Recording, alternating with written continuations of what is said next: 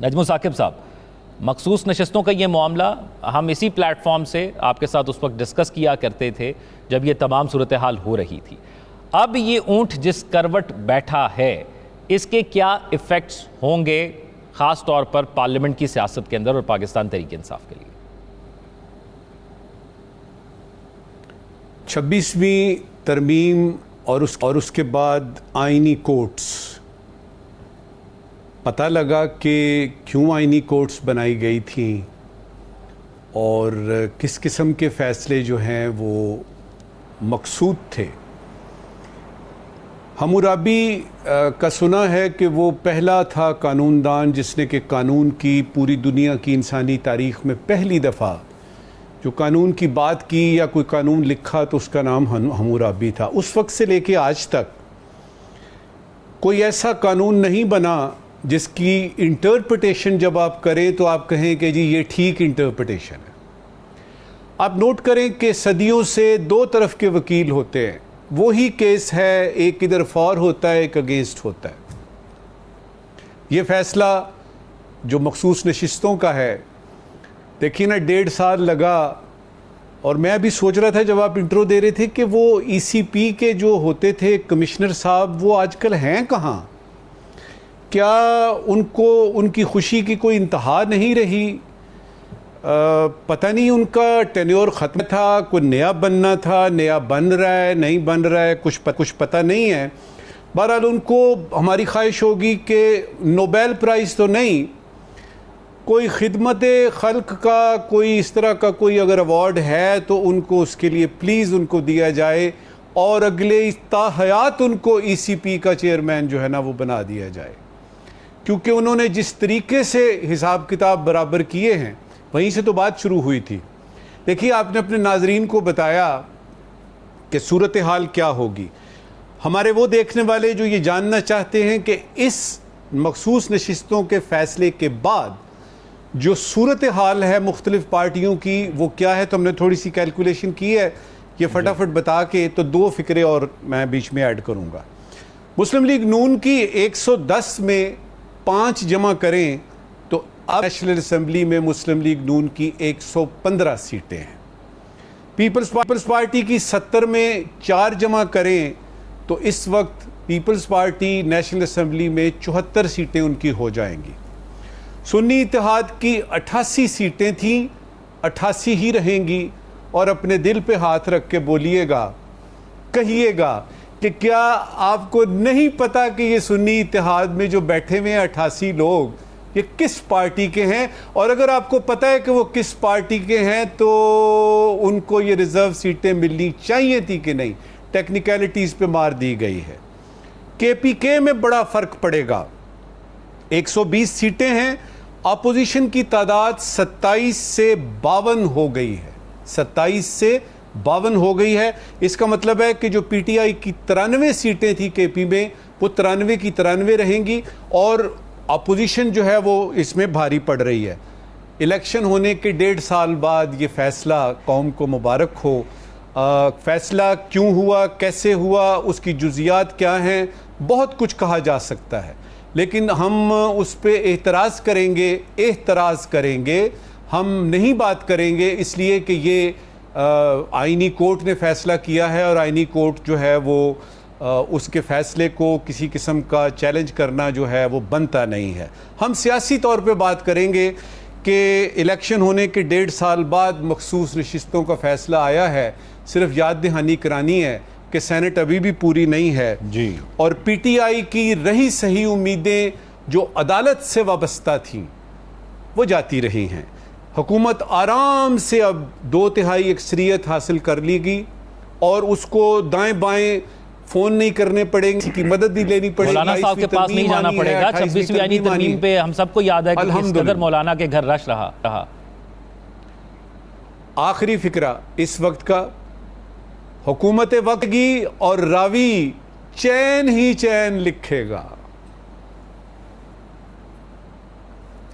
پی جے میر صاحب، اب یہ ساری سچویشن کے اندر ایک تو پارلیمنٹ کی سیاست بڑی اہم ہوتی ہے اور اس پارلیمنٹ کی سیاست میں نمبرز بڑے امپورٹنٹ ہوتے ہیں کہ کس جماعت کے پاس کتنے نمبرز ہیں، اکارڈنگلی وہ اپنا پھر امپیکٹ دے سکتی ہے. یہ جو اب سچویشن بن چکی ہے پاکستان تحریک انصاف کے پاس، ایسا لگتا تھا کہ موجودہ سیٹ اپ کے اندر بہت سی ہوپس تھی پاکستان تحریک انصاف کی، لیکن وہ آہستہ آہستہ ختم ہوئی، اور یہ بھی شاید لاسٹ یا سیکنڈ لاسٹ ہوپ کے طور پر وہ دیکھ رہے تھے کہ اگر ان کو یہ سیٹیں مل جاتی ہیں تو ایک مضبوط اپوزیشن بن جائیں گے، اور پھر شاید پارلیمنٹ کے اندر جو کردار وہ ادا کرنا چاہیں وہ اس طرح کر سکیں گے. تو اس کا امپیکٹ اب آپ کیسے دیکھتے ہیں اٹ سیلف پاکستان تحریک انصاف کی فیوچر پالیٹکس کے لیے؟ ذوق ہم بات کر رہے ہیں کہ کون جیتے گا، کون جیتا ہے، کون ڈسکوالیفائی ہوا ہے. یہ ایک ایکڈیمک ایک کانورسیشن اور ایک ڈبیٹ رہ گئی ہے. ہم پاکستان کے اندر ایک دوسرے کو برداشت جب نہیں کرتے تو ہم مختلف امینڈمنٹس لے کے آ جاتے ہیں کہ تاکہ میں یا میری پارٹی یا کوئی بھی ہو وہ اپنی پاور میں ہو. ہر یہ پی ٹی آئی نے بھی کیا، یہ باقیوں نے بھی کیا، یہ سب کرتے ہیں.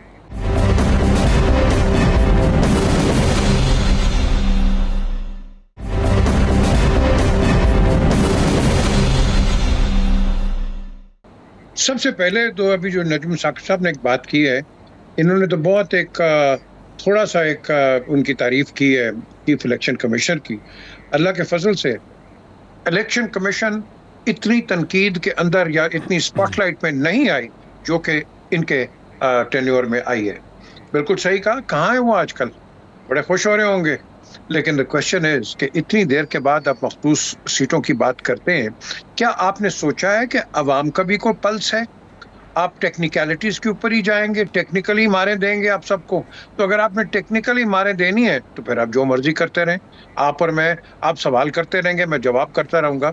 اس پہ تو میں نے پتہ نہیں کتنے 100 پروگرامز کر دیے ہیں، کتنے 100 پروگرامز کیے ہیں میں نے. لیکن جب جاتے ہیں بیٹھتے ہیں آپ کے سامنے تو یہ جو پنڈت بنتے ہیں بڑی بڑی مختلف آپ کے لوگ اختلافات قسم کے دکھاتے ہیں، پروگرام ختم نہیں ہوتا تو ہاتھ ملانے اور جپیاں مارتے ہیں. یہ تو ہماری منافقت کا حال ہے.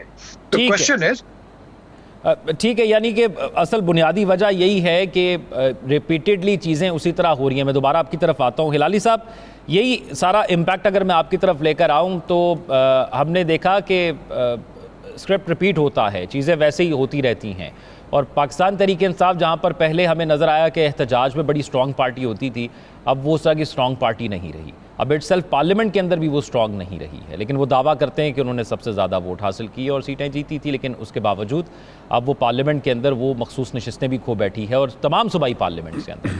تو اس کا کیا امپیکٹ ہوگا؟ دیکھیے، میں تو سمجھتا ہوں جو ان کا کوئی اہمیت اور ان کی امپورٹنس جو ہے پی ٹی آئی کی کم نہیں ہوئی ہے، بالکل اتنا ہی ہے، بلکہ شاید بڑھ گیا ہو. اس لیے کہ ہمارے دو پہلے پینلسٹ جو آئے تھے انہوں نے بڑی ٹھیک طریقے سے بتا دیا کہ فیصلے کیسے ہو رہے ہیں. تو میں اس پہ نہیں جانا چاہتا.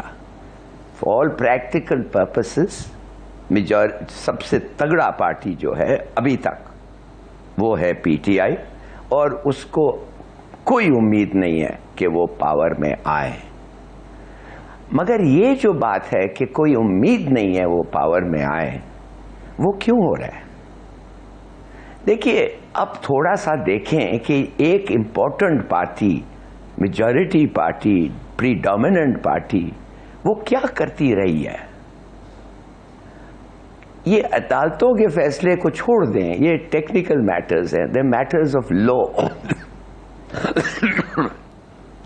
میں ابھی جنرل میٹرز پہ ڈیل کر رہا ہوں، وہ جو آپ اور میں سمجھتے ہیں اور اس پہ ہم سوچتے ہیں اور اس پہ ہم عمل بھی کرتے ہیں. وہ یہ ہے کہ پی ٹی آئی کیا کر رہی ہے اس وقت کہ دوسرے پولیٹیکل پارٹیز کے ساتھ بات کرنے کے لیے. دیکھیے، اگر وہ ایک طرف کھڑے رہیں اور سلک کرتے رہیں، بس میں نہیں بات کرتا کسی سے، میں نہیں بات کرتا، میں نہیں ان سے بات کرتا جو جن کے پاس طاقت ہے، یا وہ نہیں بات کرنا چاہتے آپ سے، نہیں کرنا چاہتے آپ سے، وہ نہیں سمجھتے ہیں کہ ان کا کام ہے آپ سے بات کرنے کے لیے، جو بھی وجہ ہو، تو اس کا ری ایکشن کیا ہے؟ آپ کو آپ کا ری ایکشن ہونا چاہیے کہ آپ پولیٹیشنز کے تھرو دوسرے پولیٹیشن سے بات کرتے اور آپ ان سے انٹریکٹ کرتے, ان کو اپنا خیال اور سوچ شیئر کرتے اور کہتے بھائی ٹھیک ہے جو ہو رہا ہے, مگر ہم آپ کو کوئی بڑی باتیں پہ منوانا چاہتے ہیں. اور وہ کیا ہے سب سے بڑی بات؟ وہ سب سے بڑی بات یہ ہے کہ آپ پہ ہندوستان جو ہے حملہ کی تیاری کر رہا ہے.